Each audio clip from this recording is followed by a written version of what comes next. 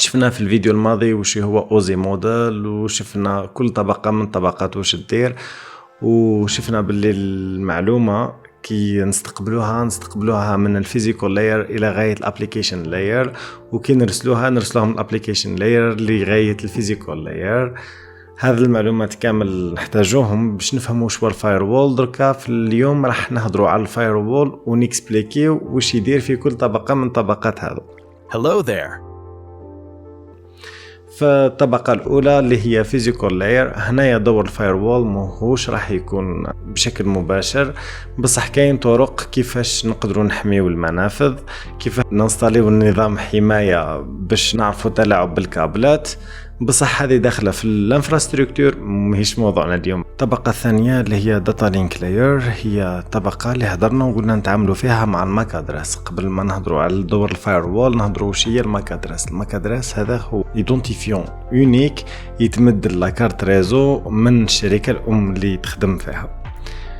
تسمى هنايا الفاير وول راح يبدا يفلتري الماك ادرس. بعض الاجهزة المتقدمة مثل سويتشز، مثل لاير 2 فاير وولز يطبقوا سياسات امن مثل حظر اجهزه بناء على الماك ادرس تاعها. كشفوا منها هجمات الماك سبوفين. وشو هو الماك سبوفين؟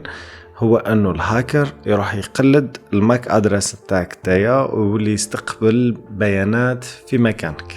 هذه خطيره، انه الفاير وول في الطبقه هذه يمنع هذه الهجمات. ايضا مراقبة بروتوكول RP ومنع RP poisoning.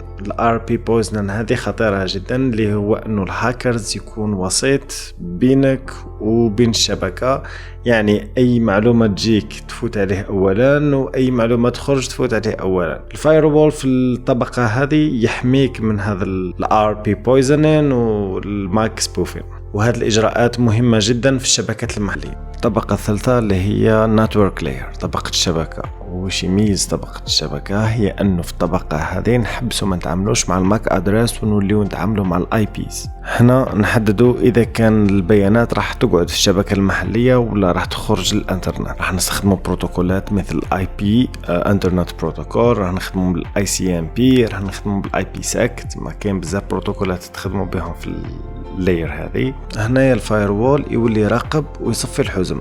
مثلا اي بي المصدر نقدروا نمنعوا حزم جايين من دولة معينة، واي بي الوجهة نقدروا نمنعوا الحزم نتاعنا انهم يروحوا لدي سيرفر مشبوهة. هنا البروتوكول المستخدم هو اي سي ام بي، جي ار USB وكثير من البروتوكولات. أما القواعد الأمنية يحددها مسؤول الشبكة، يعني يقدر يسمح غير تواصل بين الأجهزة الموثوقة. نوع جدار ناري في هذه الطبقة هو باكيت فلترين فايروول، اللي هو أبسط شكل من أشكال الفايروولز، يعني يأخذ فقط IP headers ويفحصه ويابليك عليه بروتوكولات وبلا ما يفيريفي اسكو الجلسة بدات ولا ما بداتش، يعني يقرأ الاي بي هيدر ويقرر اسكو نمنع ولا نسمح. الطبقة الرابعة اللي هي طبقة النقل ترانسبورت لاير. هنايا الفاير وول الدور تاعو يولي اكثر ذكاء. هنا الفاير وول يبدا يفحص معلومات مثل رقم المنفذ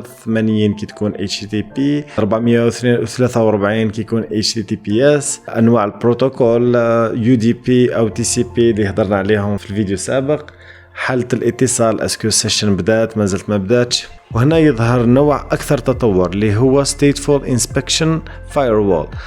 يفحصش فقط الحزمة بل يتبع حالة الاتصال كاملة ويتأكد من تسلسلها الصحيح والمنطقي، ويشوف إذا كان باترن بيزار يوقف الجلسة تاعو، ولا إذا كان هجمة في نص الاتصال يبلوكيها. الطبقة الخامسة واللي هي Session Layer. في هذه الطبقة يتم إنشاء إدارة الجلسة وإنهاء الجلسة بين التطبيقات.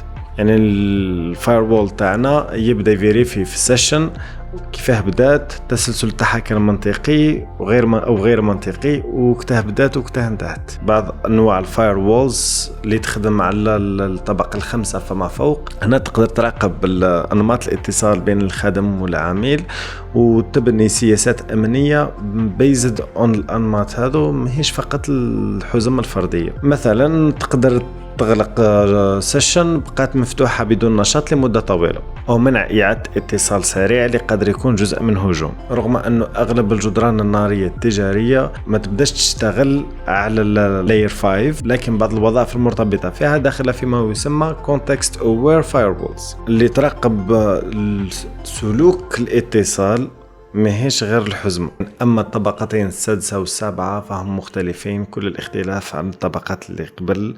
هنايا وين عمل الفايروول يولي أكثر تعقيد وأكثر صعوبة، لأنه يتعامل مع البيانات في حد نفسها وماهيش فقط مع حزم أو بروتوكولات. بسبب تعقيدها وأهميتها الكبيرة في السايبر سيكوريتي راح ندير عليها فيديو خاص وحده بين الطبقة السادسة والسابعة. خليكم معنا وفي الحلقة القادمة إن شاء الله.